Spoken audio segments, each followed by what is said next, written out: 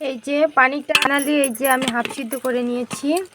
তো এই তো ফাইনালি পোলাও চালটা হাফ সিদ্ধ করে নিয়েছি। এবার আমি এই যে বোতলের দুধটা দিয়ে দিব,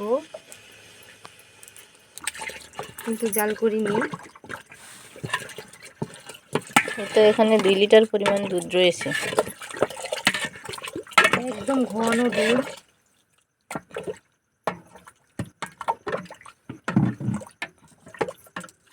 এখানে অরিজিনালি বাড়ির খাঁটি গরুর দুধ। এলাচগুলা মুখে পড়লে ভালো লাগবে না, সেই কারণে আমি একটু থেতো করে নিব, কারণ পায়েসের ভিতরে যদি এই তো এখানে পায়েসের ভিতর দেওয়ার জন্য 3টে এলাচ আমরা থেতো করে নিলাম। আর ওই যে ওখানে খেজুর গুড়ের, তো এলাচগুলো পায়েসের ভিতর দিয়ে দিলাম। এবার আমি জাল দিতে থাকবো। মাটির চুলায় পায়েস রান্না খেতে দারুণ হবে।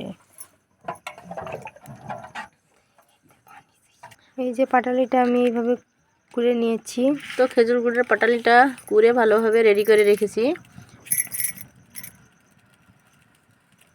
এই যে স্বাদ মতো লবণ দিয়ে দিলাম, কারণ লবণ ছাড়া মিষ্টিটা কিন্তু সম্পূর্ণই হয় না। পরিমাণ মতো লবণ দিয়ে দিলাম, দিয়ে এবার একটু জাল দিয়ে নিব। তো ফুটে উঠলে তারপর আমরা এখানে চিনি এবং খেজুরের গুড় অ্যাড করে দিব।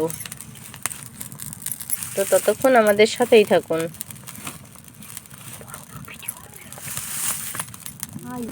এই তো চুলাটা দাউ দাউ করে জ্বলছে, আর এখানে আমরা পায়েসটা ভালোভাবে নাড়াচাড়া করে রান্না করে নিচ্ছি। পাতা ফ্লেভার আসার জন্য।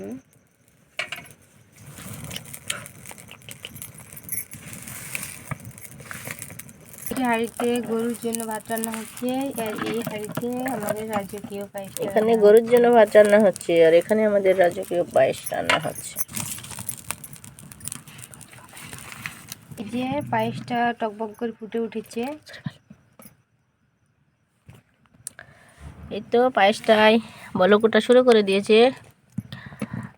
আর একটু ভালোভাবে ফুটে উঠলেই আমরা এর সাথে চিনিটা এবং খেজুর গুড়টা অ্যাড করে দেব। ততক্ষণ আমাদের সাথেই থাকুন পুরো ভিডিওটার।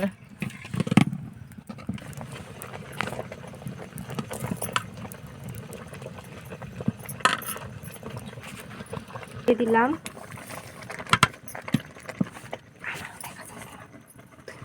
চিনিটা দিয়ে দিলাম। এই তো এখানে আমরা এখন চিনিটা অ্যাড করে নিচ্ছি। তো অনেকটাই ধোয়া হচ্ছে, ধোয়ার কারণে হয়তো বা দেখা যাচ্ছে না। চিনিটা দিলে আবার একটু পাতলা হয়ে যাবে, অনেকটাই ঘন হয়ে গেছিল। এই তো এবার আমি খেজুরের গুড়টা দিয়ে দিলাম। এখন পায়েসের ভিতর খেজুরের গুড়টা অ্যাড করে দিলাম। জানি না দুধের ছানা হয়ে যাবে নাকি। তো অনেকটাই ধোয়া উঠছে, ধোয়ার কারণে হয়তো বা দেখা যাচ্ছে না।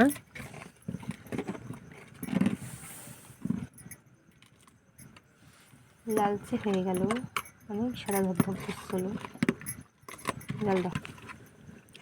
তো এখানে দেখলাম আমার মনে হলো এখনো মিষ্টি কম হয়েছে, আর একটু দিয়ে দিই।